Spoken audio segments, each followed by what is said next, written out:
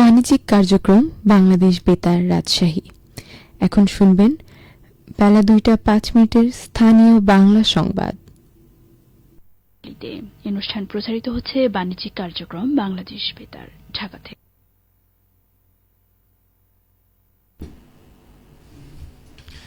আসসালামু আলাইকুম। বাংলাদেশ বেতার রাজশাহী স্থানীয় সংবাদ পড়ছি মোহাম্মদ শহীদুল হক সোহেল। প্রধান উপদেষ্টা অধ্যাপক ড মোহাম্মদ ইউনুস বলেছেন, ভারতের সাথে বাংলাদেশের সুসম্পর্ক দরকার। সেই সম্পর্ক হবে ন্যায্যতা এবং সমতার ভিত্তিতে।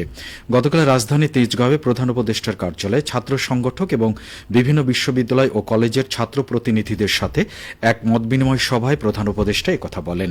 এ সময় তিনি প্রতিবেশী দেশের সঙ্গে পারস্পরিক সমান সম্মান এবং ন্যায্যতার ভিত্তিতে সম্পর্ক এগিয়ে নেওয়ার উপর গুরুত্ব আরোপ করেন।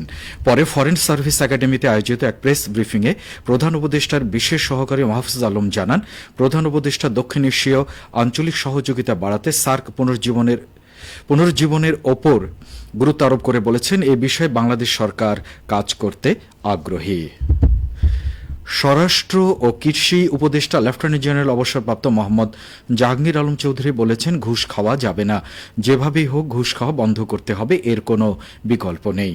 আজ রাজধানীর বকশীবাজারে কারা অধিদপ্তরে কারা কর্মকর্তাদের সঙ্গে মতবিনিময় সভায় প্রধান অতিথির বক্তব্যে একথা বলেন তিনি। স্বরাষ্ট্র ও কৃষি উপদেষ্টা বলেন, বৈষম্য বিরোধী ছাত্র আন্দোলন শুধু কোটার জন্য হয়নি, এর পেছনে মূল কারণ হিসেবে কাজ করেছে ঘুষ, দুর্নীতি ও দ্রব্যমূল্যের ঊর্ধ্বগতি। কারাগারকে সংশোধনাগার হিসেবে গড়ে তোলার আহ্বান জানিয়ে মোহাম্মদ জাহাঙ্গীর আলম চৌধুরী বলেন, কারারক্ষী ও কয়েদিদের খাবারের মান উন্নত করতে হবে, প্রশিক্ষণের মাধ্যমে তাদের দক্ষতা বৃদ্ধি করতে হবে। এ সময় তিনি কারা কর্মচারীদের ব্যক্তিগত ডোসিয়ার ও শৃঙ্খলা এবং কল্যাণ নিশ্চিতকরণে সংশ্লিষ্টদের প্রয়োজনীয় নির্দেশনা প্রদান করেন। তিনি বলেন, ঘুষ না খেয়ে আপনাদের সম্মান পুনরুদ্ধার করুন, কেননা ঘুষ খেলে ব্যক্তির পাশাপাশি প্রতিষ্ঠানের সুনাম ক্ষুণ্ণ হয়। উপদেষ্টা এ সময় কারা কর্মকর্তা কর্মচারীদের বিভিন্ন দাবি দেওয়া সম্পর্কে অবহিত হন। পররাষ্ট্র উপদেষ্টা মোহাম্মদ তৌহিদ হোসেনের সঙ্গে সাক্ষাৎ করেছেন ঢাকায় নিযুক্ত কানাডার বিদায়ী হাইকমিশনার লিলি নিকোলাস। গতকাল পররাষ্ট্র মন্ত্রণালয়ে পররাষ্ট্র উপদেষ্টার দপ্তরে এই সাক্ষাৎ অনুষ্ঠিত হয়। পররাষ্ট্র মন্ত্রণালয় জানায়, সাক্ষাতে তারা কৃষিতে উন্নয়ন অংশীদারিত্ব, নার্সিং ও দক্ষতা উন্নয়ন, বাণিজ্য বহুমুখীকরণ, বিদেশি বিনিয়োগ এবং দুই দেশের জনগণের সঙ্গে যোগাযোগ সহ দ্বিপাক্ষিক স্বার্থ সংশ্লিষ্ট বিষয়ে আলোচনা করেন। পররাষ্ট্র উপদেষ্টা হাইকমিশনারকে দ্বিপাক্ষিক সম্পর্ক এগিয়ে নিতে আন্তরিক প্রচেষ্টার জন্য ধন্যবাদ জানান এবং উষ্ণ ও বন্ধুত্বপূর্ণ সম্পর্ক আরও এগিয়ে নিতে তার উত্তরসূরিকে সরকারের পূর্ণ সহযোগিতার আশ্বাস দেন। কোটা আন্দোলন ঘিরে ছাত্র জনতার ওপর গুলি, হত্যা ও আহতদের তথ্য সংগ্রহের উদ্যোগ নিয়েছে আন্তর্জাতিক অপরাধ ট্রাইব্যুনালের তদন্ত সংস্থা। আজ দুপুরে আন্তর্জাতিক অপরাধ ট্রাইব্যুনালের চিফ প্রসিকিউটর মোহাম্মদ তাজুল ইসলাম এ তথ্য জানান। তিনি বলেন, ছাত্র জনতার ওপর গুলি, হত্যা ও আহতদের তথ্য চেয়ে সারা দেশের সরকারি বেসরকারি হাসপাতাল, কবরস্থান দেখাশোনা দায়িত্বরত সহ সকল জেলা প্রশাসকের কাছে চিঠি দেওয়ার সিদ্ধান্ত নেওয়া হয়েছে। মোহাম্মদ তাজুল ইসলাম বলেন, ইতিমধ্যে ঢাকা মেডিকেলে আন্দোলনে আহতদের অবস্থা পরিদর্শন ও বক্তব্য গ্রহণ করা হয়েছে। আহতদের সবার পরিবার দ্রুত বিচার চেয়েছেন। তিনি আরও বলেন, হাসপাতালের পরিচালকদের সঙ্গে কথা হয়েছে তদন্ত সংস্থার। পরবর্তীতে সমস্ত তথ্য সংগ্রহ করা হবে। বিচার প্রক্রিয়া দীর্ঘ হবে না। প্রসঙ্গত, কোটা সংস্কারের দাবিতে গত জুলাইয়ের শুরু থেকে সারা দেশে আন্দোলনে নামেন বৈষম্য বিরোধী শিক্ষার্থীরা। তাদের এই আন্দোলনে হামলা চালায় আওয়ামী লীগ, ছাত্রলীগ, যুবলীগ সহ তৎকালীন ক্ষমতাসীনরা। পরে সেই হামলা রূপ নেয় হত্যা ও গণহত্যায়।